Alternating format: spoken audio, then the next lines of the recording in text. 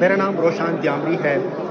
آج اسلام آباد شاہ عبداللطیف بٹائی ہال میں the road that never and کے نام سے ایک فلم کی اسکریننگ کی گئی. بنیادی طور پر اس ایونٹ میں مسنگ پرسنس کے حوالے سے بات کی گئی. پاکستان میں اس وقت جو انسانی حقوق کی تنظیم کی اور جو سرکاری اعداد و شمار کے مطابق 10,000 سے زیادہ لوگ مسنگ ہیں, اور اس مسنگ کے حوالے سے ایک فلم ڈاکومنٹری پریزنٹ کی گئی تھی اور اس میں ایک بڑی کثیر تعداد میں لوگ شریک ہیں. اور ہمارے ساتھ کچھ پارٹیسپینٹ جن سے ہم بات کریں گے, ہم آئے آپ کو ان سے ملواتے ہیں. آج جو فلمس کی اسکریننگ تھی اس کا نام ہے the road that never ends.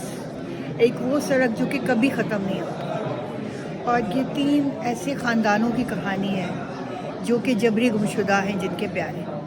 تو ایک بہن کی کہانی گلناز, جس کا بھائی فلک ناز جبری گمشدہ ہوا ہے اور اس کو اب 17 سال گزر چکے ہیں. اسی طرح ایک یاسین شاہ لاپتہ ہوا ہے مردان سے, اور اس کا بھائی محبت شاہ نے کس طرح اسٹرگل کی, اس نے اپنی اسٹرگل اس میں بیان کی ہے. تیسرے نمبر پہ ایک راجہ مشتاق صاحب ہیں جن کے 2 بیٹے فیصل اور قاسم لاپتہ ہوئے, اور انہوں نے پھر اپنی دکھ بھری داستان اور کس طرح ان کے شب و روز گزرتے ہیں وہ سارا کچھ اس کے اندر سمایا گیا ہے. تو یہ بیسکلی صرف 3 ایک مثال ہیں, یہ خاندان مثال ہیں ان تمام لوگوں کی نمائندگی کر رہے ہیں جو ہزاروں کی تعداد میں پاکستان سے جبری گمشدہ ہیں. آج پروگرام میں لوگوں کی پارٹیسپیشن کے حوالے سے کیا اوپینین ہے؟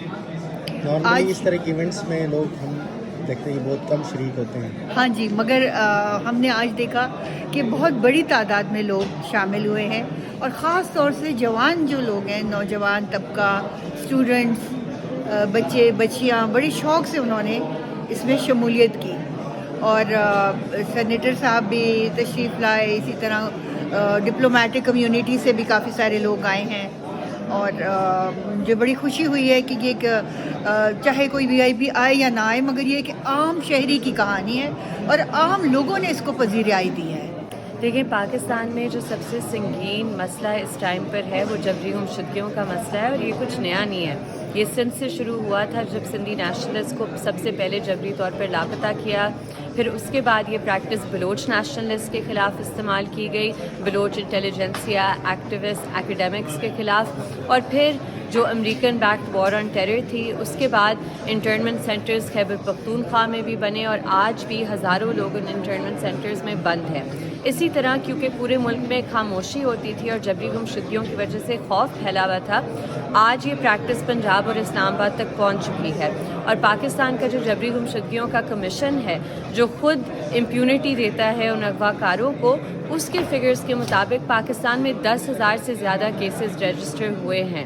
اب ان میں سے کتنے کیسز ہیں جو ریزالو ہوتے ہیں جبری گمشدگیوں کے کمیشن کے مطابق؟ وہ لوگ جن کی لاشیں ملتی ہیں, یا وہ لوگ جو انٹرنمنٹ سینٹر میں ہوتے ہیں, یا وہ لوگ جن پر جھوٹے مقدمات بعد میں قائم کیے جاتے ہیں. تو یہ سارے کیسز کو اس طرح کلوز کر دیتی ہے کہ یہ جبری گمشدگی کا مسئلہ نہیں ہے. تو پاکستان میں اگر کوئی بھی ایشو ہے جس پر ابھی بھی ٹائم ہے کہ ہم ایک ٹروتھ اینڈ ریکنسیلیشن کمیشن بنا سکیں, فیملیز کو کلوجر دے سکیں, معافیاں مانگ سکیں ان لوگوں سے جن کے ساتھ ظلم کیا گیا ہے, تو ابھی وہ ٹائم ہے.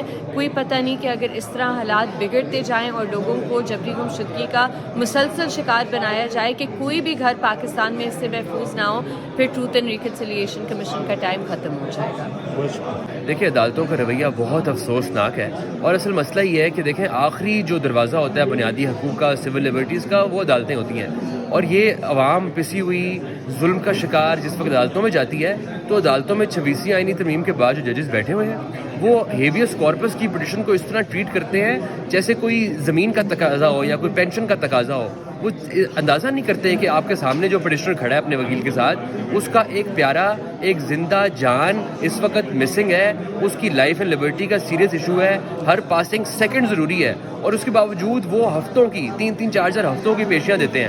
پہلے تو پٹیشن لگتی نہیں ہیں, ان میں آبجیکشنز ہوتے ہیں, فریولس آبجیکشنز, تاکہ وہ لگے نا, پھر وہ لگتی ہیں ہفتوں بعد. عدالتوں کا رویہ بالکل ایسا ہوتا ہے جیسے وہ پولیس کو اور خفیہ ایجنسیوں کو کور دینے کے لیے وہاں بیٹھی ہیں. وہ انہیں کور دیتی ہیں اور صرف فارمیلٹی پوری کرتی ہیں کہ یہ کہیں اور نہ جائیں, شور نہ مچائیں, انٹرنیشنل میڈیا میں یا نیشنل میڈیا میں یہ بات نہ آئے, اور ہم ایک فارمیلٹی پوری کرتے رہیں. اور جتنا عرصہ سیف ہاؤس میں ISI MI نے بندہ رکھنا ہے وہ رکھ لیں, ٹارچر کریں اس وقت جو بھی اس کے ساتھ ہو. تو اس وقت جب کور دے رہے ہوتے ہیں اس وقت جو حال ہوگا اس پٹیشنر کا, اس مغوی کا, اس ڈیٹنی کا, اس کا جو ہے ایک ایک سیکنڈ, اس کا ایک ایک خون, ایک ایک تکلیف ہم نے ان ججز کے ہاتھوں میں تلاش کرنی ہے. اور اب 27 کے بعد تو ہر آئینی مسئلہ جو ہے وہ FCC میں جائے گا. اس FCC میں, اس فیڈرل کانسٹیٹیوشنل کورٹ میں جس کے ججز کو ایگزیکٹو تعینات کرے گی, یعنی کہ ایگزیکٹو اور عدلیہ کا ادارہ بالکل ایک ہوگا, ایک ستون ہوگا. دو ستونوں کو مرج کر دیا گیا آپس میں. آئین کا بنیادی ڈھانچہ, جو آئین کا سوشل کانٹریکٹ ہمارے ساتھ کیا گیا تھا, اس کا بنیادی ڈھانچہ ایک بڑی پارٹی کو جو عوام ہے اس کانٹریکٹ کی پارٹی, اس سے پوچھے بغیر, کانفرنس میں لیے بغیر تبدیل کر دیا گیا.